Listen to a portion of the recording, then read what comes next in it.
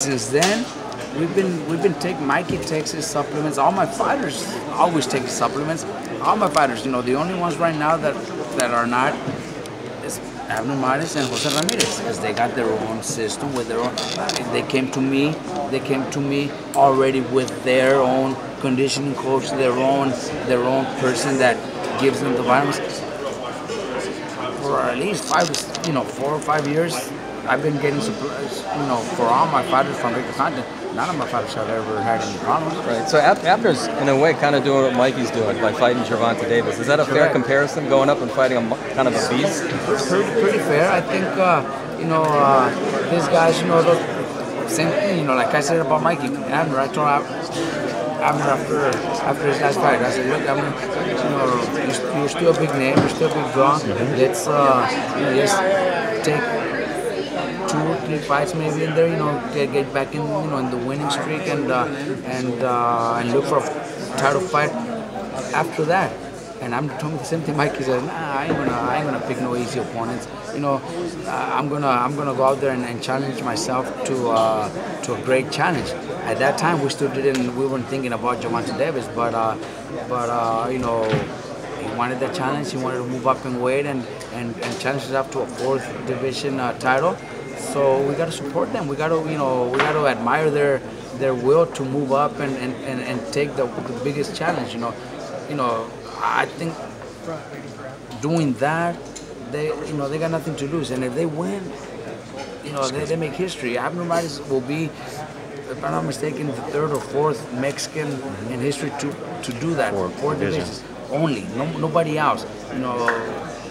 How many Mexican champions have become title holders, but only 3 have been able to do 4 divisions. So that's something that Abner wants, and you got to admire their will, to challenge themselves to that.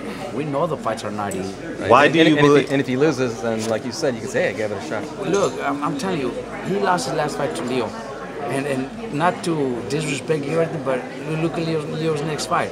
Abner's taking the biggest challenge out there. You know what I mean? It's just that's just the way they are. Abner and Mikey, they think very similar. We had so many options for Mikey too. Mikey, since early this year, I think February of this year, when Spence fought was it Peterson?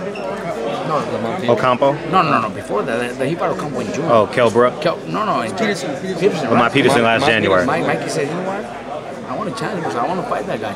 And since then, nobody's changed his mind. We tried.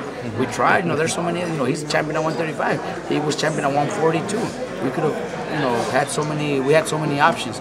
But he just said, well, that's what I said, and I'll go for it. Is Abner, was he comfortable at 26? Could he have stayed at 26? No, he's good at 26. Abner's good. Yeah. No problem making 126. It's just a challenge for him. He just wants to, try that 4th division and and accomplish something that very few think he could do, and only 3 Mexicans have ever done it. Do you think one reason also might be that he's getting older now? Is there maybe more urgency in his career to do as much as he can while he still can? Somebody mentioned maybe 3 more fights. I don't think so. Look, yeah, we talked about that too, and we know that yes,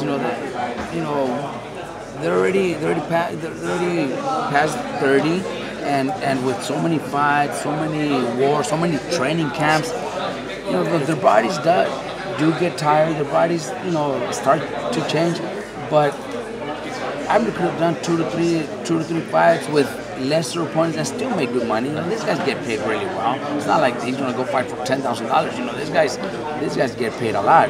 So he could have easily done it, and that's what I try to tell him. But he said, "Look, coach, I don't want those type of fights. I want to challenge myself." So I'm like, "Let's do it." So we're already training, we're already sparring. He's already getting in shape, and we're gonna go out there to do whatever it takes.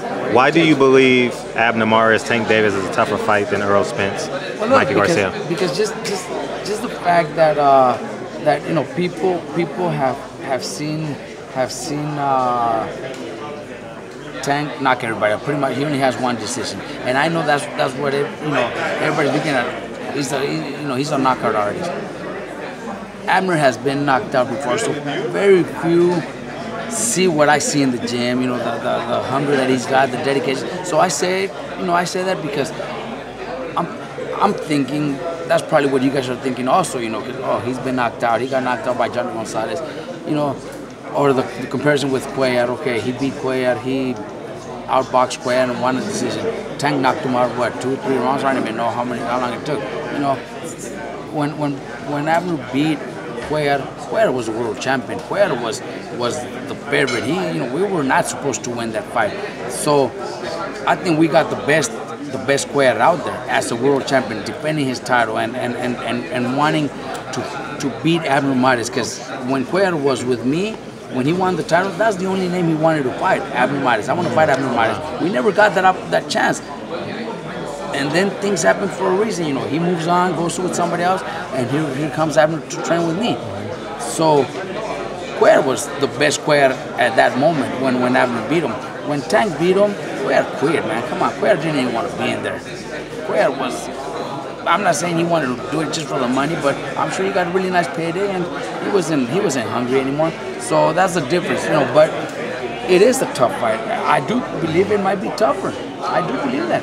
Mikey's just very natural, and seeing him from the outside, we've always got this by everybody. Mikey's very basic. Nothing special about Mikey. Where people are wow about Mikey, but inside the ring is just a totally different story, and you can hear that from all his opponents. Sparring partners, whatever, it's, that's everybody says. He's got the same thing as Abner. If he loses, he could say, listen, I took a big risk and I gave it my best shot, right? You're right, but neither of them are thinking like that. Of course neither not. Of them are thinking like no, that. You're dead if you think like that, They're training to win. Robert, how long is he going to be away from you, and is that new for him to be away this long with I know he's going to work with Victor Conte, but how long is he going to be away? We got to March 16, and it's going to be till probably end of January. Right now, he's still doing boxing workouts. My son's over there with him, so they're still doing their main work, and I think same thing he would be doing in the gym with me. But Mikey does need to get all these workouts to get his body to look like a welterweight. It's going to be hard. He's going to have to work extra hard, but he's already doing it, and he's got somebody there that's pushing him, somebody that's forcing him to do it.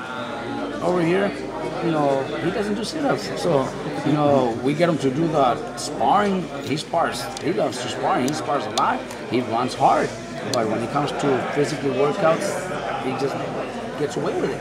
You've stated that Mikey Garcia saw something in the Lamont Peterson fight as it relates to Earl Spence. You were actually at the Ocampo. You had some kids on the undercard. What have you seen in Earl Spence since you've seen him live that gives you a chance? And use your quote. I think the best fights to see what Errol Spence has is probably Kell Brook and Peterson. Ocampo, what was it? Less than around, so there's not much you can see there. The only thing there is he's got power. But was Ocampo even supposed to be there with him? So those fights we don't even consider. The Peterson fight, that's when Mikey was watching the fight. We were actually watching him in my house. And Mike says, that's the one. When I move up to welterweight, that's why I want to fight. It's from watching that fight. From watching that fight. Robert, did he say what he saw? I'm sorry. Go ahead. Okay. You don't even know.